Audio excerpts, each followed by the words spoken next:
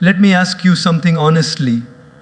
How many problems in your life started not because of what you did, but because of what you said? One sentence, one careless word, one emotional reply. And suddenly a relationship breaks, a reputation cracks, or peace disappears. You know, the mouth has no lock, but it has the power to unlock success or lock you into regret.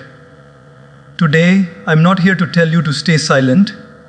I'm here to help you train your mouth so your words don't betray your wisdom. Your anger doesn't speak before your intelligence, and your emotions don't ruin what years of effort built. Because remember this, strong people control their words. Weak moments control careless mouths. Most of the damage in our lives doesn't happen because our intentions were bad. It happens because our words were careless. We may have meant well, we may have felt right, we may even have been emotionally honest, but the moment words leave the mouth, they no longer belong to our intention. They begin their own journey. Words travel faster than explanations, faster than apologies, faster than regret. And once they reach the other person, they settle there in a way we cannot control. Think about it. How many times have you said something and immediately thought, that's not what I meant? But the problem is, people don't hear what you mean. They hear what you say. Your intention stays inside you, invisible and private. Your words, however, become public property. They are interpreted, judged, remembered, and sometimes replayed for years. This is why a single sentence can undo months of effort, and one careless remark can overshadow a lifetime of good behavior. Words have weight. They don't just pass through the air and disappear. They land. They sit in someone's mind. They echo in someone's heart. A harsh sentence spoken in 10 seconds can live inside another person for 10 years. And when that happens, explaining later becomes useless, because explanations are slow, but words are instant. By the time you say, I didn't mean it like that, the damage is already done. Many people confuse honesty with carelessness. They say, I'm just being honest, without realizing that honesty without sensitivity becomes cruelty. Just because a thought is true in your mind doesn't mean it is ready to be spoken. Wisdom is not about saying everything you think. Wisdom is about thinking before you say anything. The mature person understands that words are tools, not toys. You don't throw tools around. You use them carefully, knowing they can either build or destroy. Another hard truth is this: people remember tone more than content. You may say the right thing, but if the tone is wrong, the message is lost. A helpful sentence delivered with arrogance feels like an insult. A correction delivered with anger feels like an attack. And later, when you try to clarify, the other person doesn't remember your logic. They remember how you made them feel. This is why emotional intelligence begins with verbal control. When emotions rise, intelligence drops. In moments of anger, frustration, or ego, words come out unfiltered. And those are the moments when words do the most damage. Not because they are carefully chosen, because they are carelessly released. At that point, the mouth becomes faster than the mind. And once that happens, regret is guaranteed. The problem is not that we don't know better. The problem is that we speak before we remember what we know. Words also shape how people see you. You may be hardworking, kind, and capable, but one careless comment can label you as rude, arrogant, or insensitive. Fair or unfair, this is how the world works. People judge character through language. Your mouth becomes your introduction even when you are not in the room. Others quote you. They repeat what you said. And slowly, your reputation is built not just on your actions, but on your sentences. This is why training the mouth is more important than training the tongue to be clever. Anyone can speak fast. Anyone can speak loudly. But speaking wisely requires restraint. It requires awareness. It requires the humility to accept that just because you can say something doesn't mean you should. The strongest people are not those who always have a reply. The strongest people are those who know when silence will communicate more than speech. Words also reveal what is happening inside us. A peaceful mind produces gentle language. A disturbed mind produces sharp words. If you listen carefully to your own speech, you can diagnose your inner state. When your words become bitter, sarcastic, or aggressive, it's not a communication problem. It's an emotional one. Training your mouth, therefore, is not only about external discipline. It's about inner clarity. One of the most powerful habits you can build is this. Before speaking, ask yourself one simple question: how will this land? Not how will it feel to say it, but how will it feel to hear it? This small pause creates a big difference. It slows words down. It gives intention a chance to catch up with language. And many times in that pause, you realize that silence is the wiser choice. In the end, words are seeds. Once planted, they grow on their own. You cannot control how fast they grow, how deep they root, or what kind of fruit they produce. That is why every sentence deserves respect. Speak as if your words will be remembered, because often they are. Speak as if your future is listening, because it is. Many people fear silence because they misunderstand it. They believe that if they don't speak, they will appear weak, ignored, or defeated. They think silence means losing an argument, accepting disrespect, or lacking confidence. But in reality, silence is not the absence of strength, it is the presence of control. Silence is not what happens when you have nothing to say. Silence is what happens when you have the power to say something and still choose not to. Weakness reacts immediately. Discipline pauses. When someone provokes you, insults you, or misunderstands you, the easiest thing to do is to speak. The hardest thing is to stay quiet. Anyone can react. Very few can restrain themselves. And that restraint is not accidental. It is trained. Just like muscles grow when you resist weight, inner strength grows when you resist unnecessary speech. Silence protects your dignity. The moment you start explaining yourself to people who are committed to misunderstanding you, you lose power. Not every accusation deserves a response. Not every opinion needs correction. Not every battle is worth fighting. Silence allows you to step back and ask, is this conversation adding value to my life or stealing peace from it? Often, silence is the decision to value peace over pride. There is also a deep confidence hidden inside silence. People who are unsure of themselves feel the need to justify everything. They talk excessively to prove their worth. But people who are secure don't rush to defend their image. They know that character doesn't need loud announcements. When you are comfortable with who you are, silence becomes natural.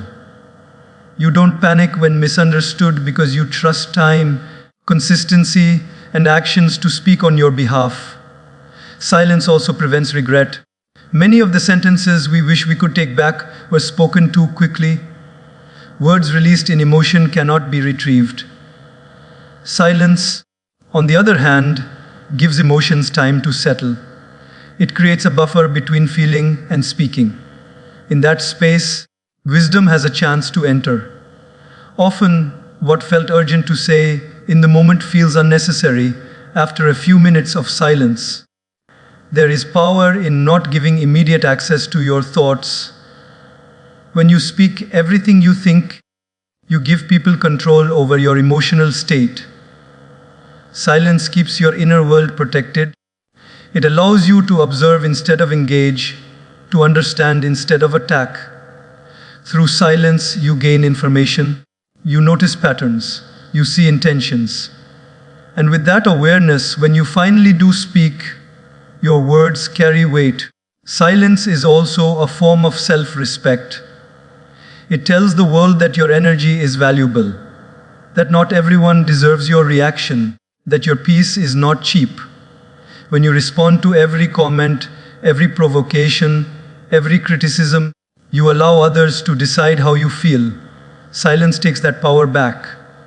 It says, I choose where my attention goes. Many conflicts escalate not because the issue is big, but because words keep feeding the fire. Silence removes oxygen. Arguments die when one person refuses to fuel them. This is not avoidance, this is intelligence. You are not running away, you are rising above. Silence doesn't mean you agree. It simply means you refuse to participate in chaos. It's important to understand that silence is not permanent withdrawal. It is selective engagement. Knowing when to speak and when not to is a sign of emotional maturity. Silence today can make your words tomorrow more impactful. When someone who is usually quiet speaks, people listen. Why? Because silence has created credibility. Silence also strengthens self-awareness. When you stop speaking, you start listening to others and to yourself. You notice your triggers. You understand why certain words upset you. This inner observation is impossible when you are constantly talking. Silence turns attention inward, and that inward attention leads to growth. In a world where everyone is shouting to be heard, silence becomes rare and therefore powerful. It unsettles people. It confuses those who expect reaction. It exposes those who rely on drama. Silence forces others to confront themselves instead of feeding off your response. Choosing silence does not mean suppressing yourself. It means expressing yourself wisely. It means understanding that timing matters more than volume. It means knowing that some messages are better delivered through actions, consistency, and calm presence rather than speech. Ultimately, silence is discipline because it requires effort. It requires humility. It requires the courage to let go of the need to be right, to be noticed, to be validated. And when you master silence, you don't lose your voice, you refine it. Your words become fewer, calmer, and more meaningful. And when you finally speak, your silence will have already said half of what needed to be heard. Most people don't realize that emotion, when it takes control of speech, becomes a terrible communicator. Emotion feels powerful inside us, so we assume it will sound powerful outside as well. But the truth is, emotion doesn't know how to explain, it only knows how to express. And expression without understanding creates confusion, conflict, and damage. When emotion becomes the speaker, logic leaves the room and wisdom follows soon after. In emotional moments, the goal is not to be correct, the goal is to release pressure. Anger wants relief, hurt wants validation, ego wants dominance. None of these care about clarity. That is why emotional words are rarely precise. They exaggerate, they accuse, they generalize. You always, you never, everyone knows. These are not intelligent sentences, they are emotional shortcuts. They may feel satisfying to say, but they almost always fail to solve the problem. Emotion also distorts reality. When you are angry, neutral actions feel like attacks. When you are insecure, simple feedback feels like rejection. When you are jealous, harmless conversations feel like betrayal. In that state, the mouth does not report facts, it reports feelings. And feelings, while valid, are not always accurate. Speaking from emotion means you are sharing a temporary internal storm, as if it were permanent truth. Another danger of emotional speech is that it escalates situations instantly. Calm words invite discussion. Emotional words invite defense. The moment your tone becomes sharp, the other person stops listening and starts protecting themselves. At that point, communication breaks down. You may still be speaking, but no one is receiving the message. You are talking to release emotion, not to create understanding. Emotion also removes filters. Thoughts that would normally stay inside suddenly rush out. Sarcasm replaces clarity. Volume replaces reason. Personal attacks replace problem solving. And once these words are spoken, they cannot be edited. You may apologize later, but the original emotional impact remains. People forgive, but they rarely forget how you made them feel in an emotional moment. Many people believe that speaking from the heart is always good. But a heart without calm is not a guide, it is a reactor. A calm mind speaks from understanding, an emotional mind speaks from impulse. This is why the same person can say something wise in the morning and something destructive in the evening. The difference is not intelligence, it is emotional state. Emotion also turns conversations into competitions. When emotions rise, the focus shifts from solving the issue to winning the argument. Listening disappears. Interrupting increases.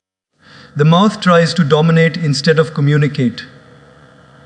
At that stage, even silence from the other person feels threatening because emotion interprets everything as opposition. One of the most important skills in life is learning to delay speech when emotions are high. This delay is not suppression, it is regulation. It allows the emotional wave to pass so that reason can return. Strong people don't deny emotion, they manage it. They feel deeply, but they speak carefully. They understand that not every feeling deserves immediate verbal expression. Emotion is useful as a signal, not as a speaker. It tells you that something matters, that a boundary has been crossed, that a value has been challenged. But once the signal is received, the mouth should wait for the mind to take over. When emotion speaks directly, it often says things that the mind later has to clean up. There is also a long-term cost to emotional speech. People start to walk on eggshells around you. They become cautious. They hold back honesty. Not because you are wrong, but because they fear your reaction. Over time, this damages trust and openness. Emotional outbursts create distance, even when closeness was the original desire. Learning to separate feeling from speaking is a sign of maturity. You can feel anger without shouting. You can feel hurt without accusing. You can feel disappointment without humiliating. This separation does not weaken emotion, it strengthens communication. It ensures that feelings are expressed in a way that can be heard. When you train yourself to pause during emotional moments, something interesting happens. The urge to speak fades. What once felt urgent begins to feel unnecessary. You realize that silence was not weakness, it was wisdom arriving on time. And when you do finally speak, your words are calmer, clearer, and far more effective. Emotion is powerful, but power without control is dangerous. Just like fire, emotion can warm or burn. When you let it speak freely, it burns bridges. When you contain it and channel it wisely, it fuels understanding. The choice is not between emotion and logic. The choice is whether emotion will lead or whether it will be guided. In the end, your words should reflect your values, not your momentary moods. Feel everything, but say only what you can stand by when the emotion has passed. Because emotions are temporary, but the impact of words can be permanent. Most people underestimate the power of a pause. They believe that if they don't respond immediately, they are losing control of the conversation. In reality, the pause is where control begins. A pause is not empty space, it is a moment of intelligence stepping in. It is the brief gap that allows thought to catch up with emotion, wisdom to catch up with impulse, and intention to catch up with words. Human beings are wired to respond quickly. When someone says something uncomfortable, the body reacts before the mind has time to evaluate. The heart rate changes, the breath becomes shallow, and the mouth prepares to defend. In that moment, speaking feels urgent. But urgency is not clarity. Urgency is often fear in disguise, fear of being misunderstood, disrespected, or defeated. The pause interrupts this automatic reaction and returns choice to your hands. 1 second of pause can prevent years of regret. This may sound dramatic, but it is deeply true. Many broken relationships, lost opportunities, and damaged reputations can be traced back to a single unpaused sentence. A sentence that came out too fast. A sentence that felt right in the moment, but wrong forever after. The pause is the small gate that decides whether words will become weapons or tools. Pausing does not mean suppressing yourself. It means refining your response. It means giving yourself time to choose words that reflect who you want to be, not how you feel right now. When you pause, you are silently asking yourself important questions. What is really happening here? What is the outcome I want? Will these words help or harm? Without the pause, these questions never get asked. The pause also changes the energy of a conversation. When you stop for a moment instead of reacting instantly, the other person notices. The tension shifts. The pace slows. Often, the other person also becomes more thoughtful. Pausing has a calming effect, not just on you, but on the entire interaction. It signals confidence. It shows that you are not being dragged by emotion. Many people speak quickly because they are afraid of silence. Silence feels awkward, so they fill it with words. But silence, when used intentionally, is powerful. A brief pause can communicate seriousness, maturity, and self-respect. It tells others that your words are considered, not careless, that you speak by choice, not by compulsion. Pausing also protects you from saying things you don't fully mean. Emotions push extreme language. Always, never, everyone. These words come out when there is no pause. When you pause, language becomes precise. You replace exaggeration with accuracy. You replace accusation with explanation. The message becomes clearer, and the chance of being misunderstood decreases. Another benefit of pausing is that it allows you to listen better. Often, while someone else is speaking, we are already preparing our reply. We are not listening, we are rehearsing. A pause breaks this habit. It allows you to actually absorb what was said. And many times, when you truly listen, you realize that the situation is not as threatening as it first appeared. Pausing also builds emotional resilience.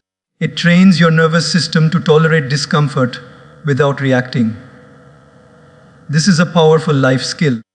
When you can sit with an uncomfortable feeling without immediately speaking, you gain inner stability. You are no longer controlled by every emotional wave. You become grounded. And grounded people communicate better. In difficult conversations, the pause becomes even more important. When emotions are high, the risk of miscommunication increases. A pause gives you time to lower the emotional temperature. It prevents conversations from turning into arguments. It keeps discussions from becoming personal attacks. The pause acts like a filter, catching words that don't need to be spoken. Some people worry that pausing makes them look unsure or weak, but in reality, rushed speech is often a sign of insecurity. Confident people are comfortable taking their time. They don't feel the need to prove themselves with immediate answers. They trust their ability to respond thoughtfully. The pause is a quiet display of self-assurance. Over time, practicing the pause changes your communication style. You speak less, but you say more. Your words become intentional. People begin to take you seriously, Not because you are loud, but because you are deliberate. Your responses feel grounded instead of reactive. The pause is especially powerful in moments of conflict. When someone is trying to provoke you, a pause breaks their strategy. It denies them the reaction they expect. Often, the conflict loses momentum simply because you didn't respond immediately. The pause creates space for the situation to de-escalate naturally.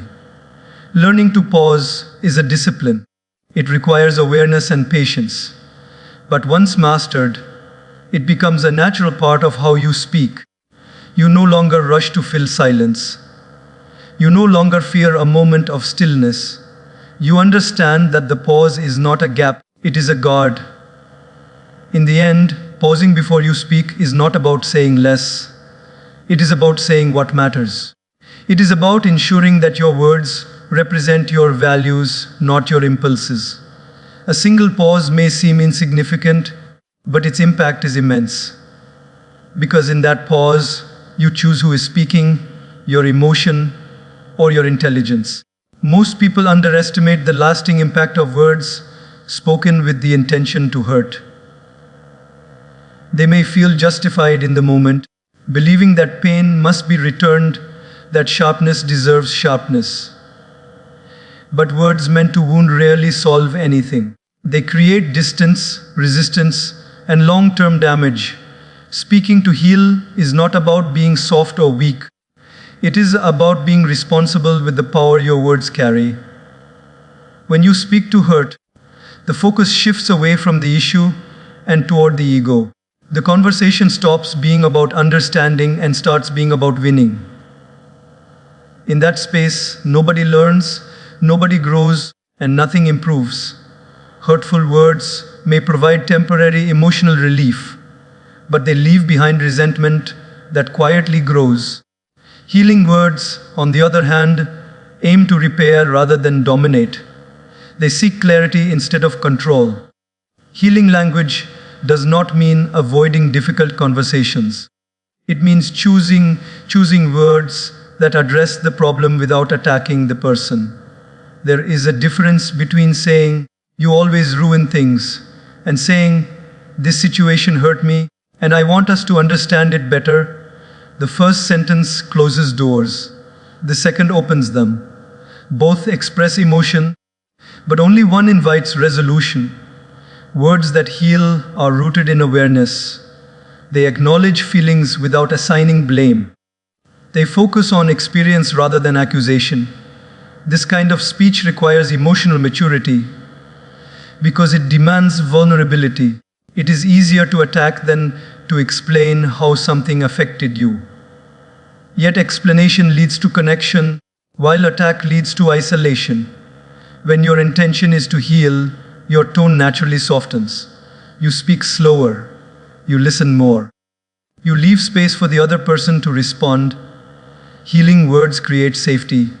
They allow others to lower their defenses and engage honestly. Hurtful words, by contrast, trigger protection. Once someone feels attacked, they stop listening and start surviving the conversation. Many relationships suffer not because the issues are big, but because the language is careless. Small misunderstandings become deep wounds when words are sharp. Over time, these wounds accumulate. Trust erodes, emotional distance grows. Speaking to heal prevents this buildup. It addresses problems early, gently, and clearly. Healing speech also requires knowing when to delay words. Sometimes the most healing choice is not to speak immediately. When emotions are high, even well-intentioned words can come out wrong. Waiting until calm returns ensures that what you say will help rather than harm. Silence, in this context, becomes part of healing. Another important aspect of healing language is empathy. When you try to understand before being understood, your words change. You stop speaking from judgment and start speaking from curiosity. "Help me understand" is far more powerful than "you are wrong." Empathy transforms conversations from confrontations into collaborations. Speaking to heal also means being honest without being brutal. Truth does not require cruelty. You can be direct and still be kind. You can set boundaries without humiliating. You can disagree without disrespecting. Healing words balance honesty with compassion. They don't hide reality, but they deliver it in a way that can be received. People often remember not the exact words, but the intention behind them. When your intention is healing, even imperfect words are forgiven. When your intention is to hurt, even accurate words leave scars. This is why intention matters more than clever phrasing. The heart behind the speech shapes its impact. Healing language also strengthens your own character. When you choose to speak with care, you train yourself to respond thoughtfully rather than react impulsively. This builds inner calm and self-respect. You no longer walk away from conversations regretting what you said. You leave knowing that you acted in alignment with your values. There is also a quiet power in refusing to use words as weapons. It breaks cycles of negativity. It stops arguments from escalating. It sets a standard for how you expect to be treated. When you consistently speak to heal, people learn that conversations with you are safe, respectful, and meaningful. Speaking to heal does not guarantee immediate results. Not everyone will respond positively, but it ensures that you are not adding harm to an already difficult situation. It ensures that, regardless of the outcome, you have not compromised your integrity. In the long run, healing words build stronger relationships, deeper trust, and clearer communication. They create an environment where growth is possible. Hurtful words may feel powerful for a moment, but healing words create lasting impact. Choosing to speak to heal is a daily practice. It requires patience, awareness, and restraint. But each time you choose healing over hurting, you strengthen your voice. Your words become instruments of understanding rather than sources of pain. And in a world full of noise, voices that heal are the ones that truly matter. Every time you open your mouth, you reveal more about yourself than you realize. Long before people understand your intentions or get to know your character, they listen to your language. The way you speak, the words you choose, the tone you use, and the timing of your speech quietly expose your mindset. You may think you are just talking, but in reality, you are constantly communicating how you see the world, how you see others, and how you see yourself. A calm, respectful way of speaking often comes from an organized and secure mind. When your thoughts are clear, your words flow with clarity. You don't rush. You don't interrupt. You don't feel the need to dominate conversations. This does not mean you are passive, it means you are grounded. On the other hand, aggressive, sarcastic, or defensive language often signals inner unrest. It suggests that the mind is busy protecting itself rather than understanding others. People with a growth-oriented mindset tend to use language that is open and curious. They ask questions instead of making assumptions. They say things like, "I may be wrong," or "help me understand." These phrases reflect humility and confidence at the same time. In contrast, a fixed or insecure mindset often uses absolute language, always, never, everyone. Such words close the door to dialogue. They reveal a need to control rather than to learn. The mouth also exposes emotional maturity. When someone can disagree without becoming disrespectful, it shows inner stability. When someone can receive feedback without becoming defensive, it shows self-awareness. These qualities are not hidden, they are audible. You can hear maturity in patience, in pauses, and in thoughtful responses. You can hear immaturity in interruptions, raised voices, and personal attacks. Language also reflects how much responsibility a person takes for their life. Those who avoid responsibility often use blaming language. They point fingers, shift fault, and speak as if life is happening to them. Their words are full of excuses and complaints. Those who take ownership use different language. They acknowledge mistakes. They focus on solutions. They speak about what they can control rather than what others did wrong. Even humor reveals mindset. Healthy humor lifts the room. It does not belittle or humiliate. Insecure humor often relies on sarcasm, mockery, or putting others down. This kind of speech may get laughs, but it also exposes unresolved insecurity. The mouth cannot hide what the mind hasn't healed. Your language also shapes how people treat you. When you speak with respect, calmness, and clarity, others naturally respond with the same. When your words are chaotic, aggressive, or careless, people either push back or pull away. Over time, your communication style becomes your social identity. People know what to expect from you based on how you speak. One of the most powerful realizations is that you can change your mindset by changing your language. The relationship works both ways.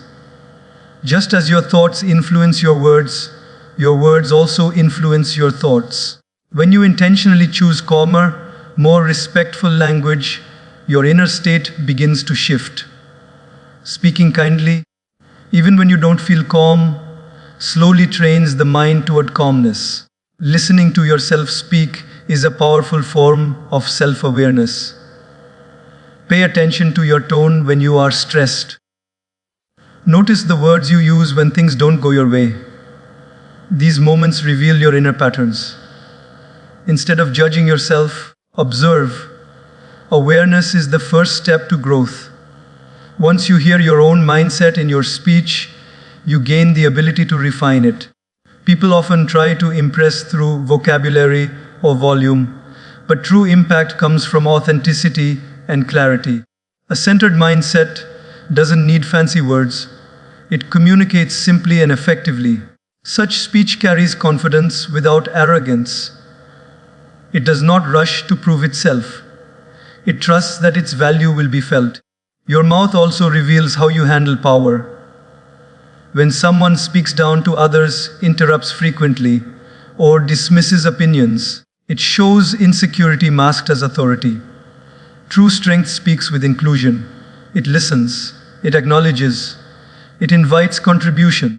These habits reflect inner confidence, not weakness. Over time, people may forget your achievements, but they remember how you spoke to them. They remember whether they felt respected or diminished. Your words become emotional memories in other people's minds. These memories are shaped not by what you intended, but by how your language made them feel. Training your mouth, therefore, is not just about better communication. It is about inner alignment.